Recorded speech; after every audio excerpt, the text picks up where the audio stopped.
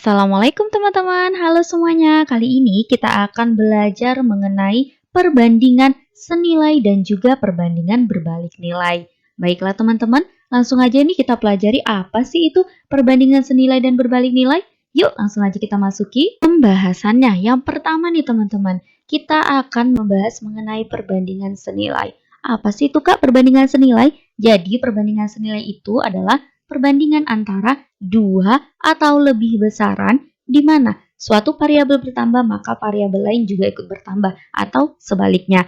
Misalnya nih kita punya dua besaran, misalnya di sini adalah besaran A dan juga besaran B. Lalu misalnya apabila besaran A ini bertambah maka besaran B juga ikut bertambah, ini yang disebut dengan perbandingan senilai. Begitu juga sebaliknya, misalnya besaran A ini berkurang dan besaran B juga ikut berkurang, maka inilah yang disebut dengan perbandingan senilai. Baiklah teman-teman, jadi Kak, kalau contoh aplikasi dari perbandingan senilai ini di dalam kehidupan sehari-hari atau di dalam soal yang sering-sering muncul di CPNS, ini juga sering muncul di CPNS ya teman-teman, di soal-soal UTBK atau seperti apa, maka aplikasinya itu, gampangnya perbandingan senilai ini biasanya itu konsep masalah dalam soal itu adalah mengenai, ini dia teman-teman, yang pertama dia mengenai perbandingan antara jumlah tabungan dan waktu penyimpanan. Ini misalnya seperti apa Kak? Misalnya nih, misalnya itu gini, Andi ingin menabung 1 juta dalam waktu 30 hari. Namun di bulan setelahnya, dia itu ternyata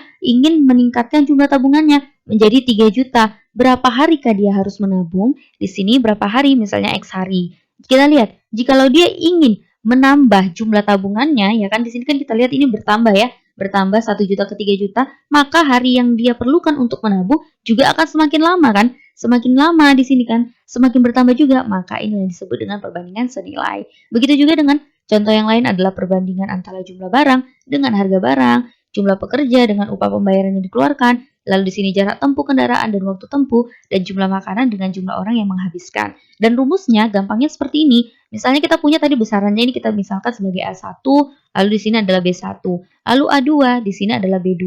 Nah, gampangnya rumusnya itu adalah A1 per A2 sama dengan B1 per B2. Jadi, ini aja gampangnya. Kita ingat aja, jikalau satu besaran pertama bertambah, besaran kedua juga harus bertambah. Lalu, jikalau satu besaran pertama dia berkurang, maka besaran kedua juga harus berkurang. Itulah disebut dengan perbandingan senilai. Baiklah teman-teman, kita langsung aja ya masuk ke contoh soal mengenai perbandingan senilai. Biar lebih paham nih Kak, jangan teori mulu gitu ya kan. Oke, kita masuk aja ke soal yang pertama. Di mana di sini mari kita baca dulu soalnya ya. Di sini ada 240 kg pakan dedak. Jadi di sini ada 240 kg pakan dedak. Jadi dedak ini ya teman-teman, kalau di Sumatera Utara, dedak ini adalah makanan untuk ayam atau bebek gitu. Nah, di sini ada 240 kg pakan dedak. Kita bisa tuliskan gini. Di sini bisa kita tuliskan 240 kg 240 kg pakan dedak dalam sehari yang bisa dihabiskan 600 ekor ayam.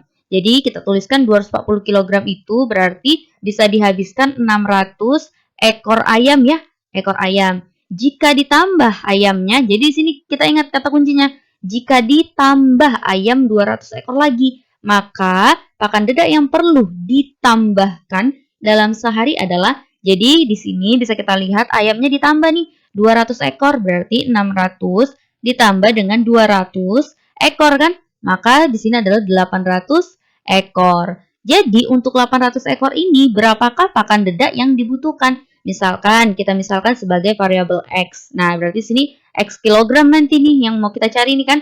Maka mari kita jawab ya soalnya. Di sini kita lihat.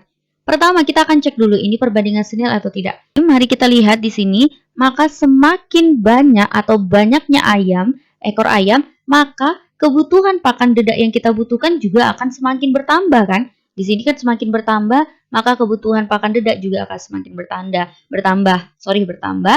Maka di sini bisa kita simpulkan dia adalah perbandingan senilai. Jadi kita ingat kembali cara gampangnya tadi untuk menyelesaikannya itu berarti seperti ini. Kita jawab ya kok teman-teman. Di sini kan 240 kg. Ini besaran pertama nih. Ini besaran yang pertama, ini besaran yang kedua. Jadi kita tuliskan di sini. Di sini adalah 240 per X akan sama dengan ini 600 per 800. Oke, sekarang gampangnya kita coret nih yang bisa kita coret. Ini Kita coret 6 dengan 8, sama-sama kita bagi dengan 2, hasilnya adalah 3 dan juga 4. Kita kali silang berarti di sini menjadi 240 dikali 4 sama dengan 3x. Maka kita peroleh di sini hasilnya berapa nih? Berarti ini adalah 960 sama dengan 3x. Atau bisa kita peroleh x-nya itu akan sama dengan 960 per 3. X yang kita butuhkan itu adalah sebesar 320 kg.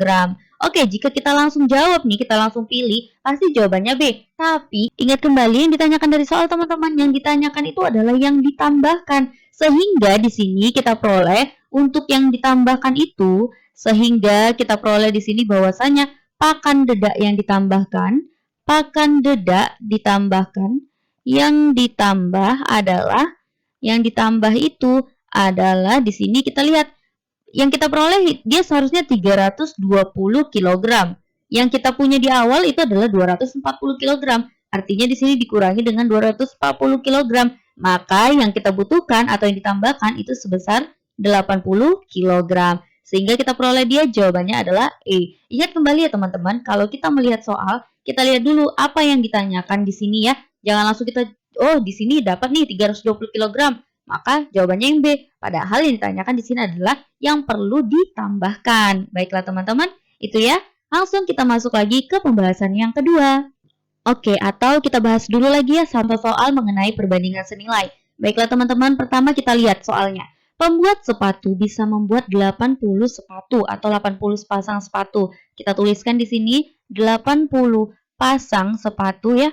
80 pasang itu dalam waktu berapa hari? 23 hari, berarti di sini 23 hari. Lalu, kalau di sini pembuat sepatu menambahkan, dia menambahkan 7 hari untuk membuat sepatu, berapa pasang sepatu yang bisa dibuat? Baiklah, di sini kita lihat. Jika si pembuat sepatu menambahkan 7 hari, berarti 23 tambah 7 akan sama dengan 30 hari. Lalu berapa pasang sepatu? Misalkan kita sebagai Y di sini. Sehingga maka di sini bisa kita tuliskan dia seperti ini teman-teman. Kita lihat dulu nih. Jika 80 pasang sepatu dalam waktu 23 hari, maka jikalau harinya itu bertambah, harinya ini kan bertambah nih. Harinya bertambah 30 hari, apakah jumlah pasang sepatu akan bertambah juga?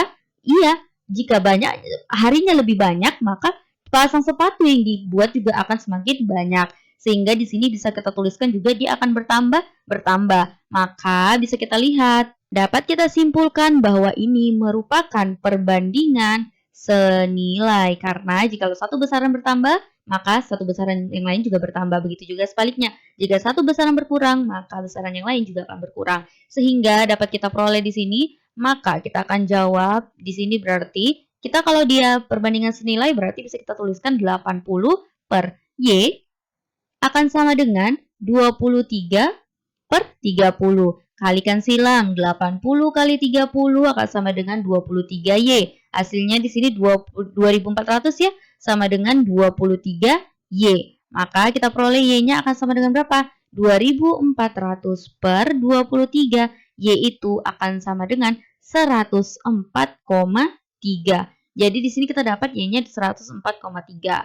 Jadi karena di sini kan ditanya pasang sepatu, maka dia tidak mungkin hasilnya berkoma. Maka bisa kita bulatkan ini menjadi 104 pasang sepatu. Berarti kita peroleh di sini bahwasanya dalam waktu 30 hari dia akan dapat membuat 104 pasang sepatu. Tapi dari soal ini kan tidak ada bahasanya berapa pasang sepatu yang perlu ditambahkan kan? Maka jawabannya adalah 104. Jawabannya itu adalah yang D.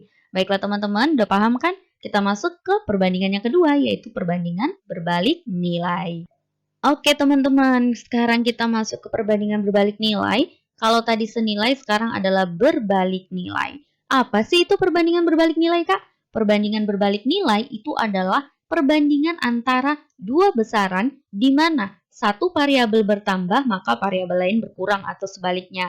Jadi ini adalah kebalikan dari senilai. Kalau senilai tadi ya, kalau senilai apabila satu besaran bertambah, maka besaran yang lainnya juga akan bertambah. Begitu juga sebaliknya, apabila berkurang, besaran yang sebaliknya juga berkurang. Namun kita lihat untuk perbandingan berbalik nilai ini dia lain. Perbandingan berbalik nilai apabila satu besaran bertambah, maka besaran yang satunya akan berkurang. Dan begitu juga apabila besaran satunya berkurang, maka besaran yang satunya akan bertambah. Seperti itu ya teman-teman. Contoh perbandingan berbalik nilai ini misalnya nih, perbandingan kecepatan kendaraan dengan waktu tempuh. Contohnya ini seperti apa? Contohnya seperti ini. Misalnya ada jarak dua buah kota ya, kota A ke kota B di sini ya. Kota A ke kota B itu dapat ditempuh dalam waktu 3 jam dengan mobil berkecepatan 50 km per jam. Jadi misalnya dengan mobil di sini 3 jam dia tempuh dengan kecepatan 50 km per jam. Lalu di sini jika waktu yang tersedia itu hanya 2 jam misalnya, waktu yang tersedia 2 jam, maka di sini berapa kecepatan mobil harus dipacu agar sampai ke tujuan. Misalkan di sini X. Kita ingat kembali, jikalau di sini semakin lama ya, semakin lama di sini semakin berkurang besaran yang ini kan semakin berkurang nih. Maka di sini kecepatannya juga harus semakin tinggi kan, semakin ditambah. Kalau kita pertama punya waktu 3 jam, kita punya dengan kecepatan 50 km per jam. Jadi kalau untuk 2 jam, maka kecepatan kita harus ditambah kan, agar kita mencapai waktu yang ditentukan yaitu 2 jam. Maka inilah yang disebut dengan perbandingan berbalik nilai. Contoh yang lainnya adalah perbandingan persediaan makanan dengan banyaknya hewan ternak. Lalu perbandingan lama suatu pekerjaan dengan banyaknya pekerja. Jadi di sini ini nih, yang soal yang ini paling sering nih keluar di ujian-ujian. Yang ini dengan yang ini. Oke, baiklah. Jadi Kak, rumus untuk perbandingan berbalik nilai itu seperti apa? Ya, itu kan pertanyaannya. Maka rumus yang bisa kita gunakan agar cepat untuk menjawab soal ini adalah ini dia. A1 per A2 sama dengan B1 per B2. Ini dia rumusnya yaitu A1 per A2 sama dengan B2 per B1. Jadi bedanya kalau yang senilai tadi kan B1 per B2. Kalau yang ini B2 per B1. Misalnya kita punya dua besaran tadi kan di sini adalah besaran A1, kemudian di sini adalah B1. Lalu ini A2 dan ini B2. Dan ini adalah perbandingan berbalik nilai. Maka gampangnya itu seperti ini. Yang ini kita balik, yang ininya.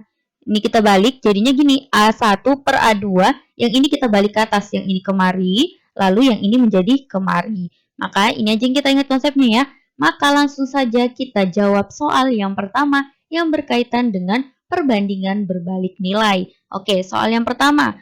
Proyek pembangunan perumahan bisa diselesaikan dalam waktu 240 hari. Kita tuliskan 240 hari ini dengan berapa pekerja nih? 180 pekerja. Lalu di sini kita lihat lagi kalau pembangunan perumahan ini ingin lebih cepat selesai hanya dalam waktu 160 hari aja. Jadi kalau misalnya dia pengen 160 hari ini bisa cepat diselesaikan pembangunannya, maka pekerja yang perlu ditambahkan ya teman-teman. Di sini ingat ada kata kuncinya ditambahkan, ada berapa orang, maka di sini bisa kita tuliskan X pekerja misalnya ya.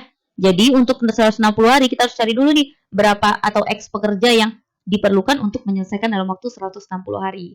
Sekarang kita analisa nih. Jikalau dia semakin sempit atau semakin sedikit waktu yang dibutuhkan untuk menyelesaikan pembangunan ini, maka kalau dia di sini berarti kalau dia semakin sedikit pekerjanya perlu kita tambahkan semakin banyak kan? Maka di sini akan semakin bertambah pekerjanya. Ini jikalau satu besaran berkurang, besaran kedua bertambah, maka ini merupakan perbandingan berbalik nilai.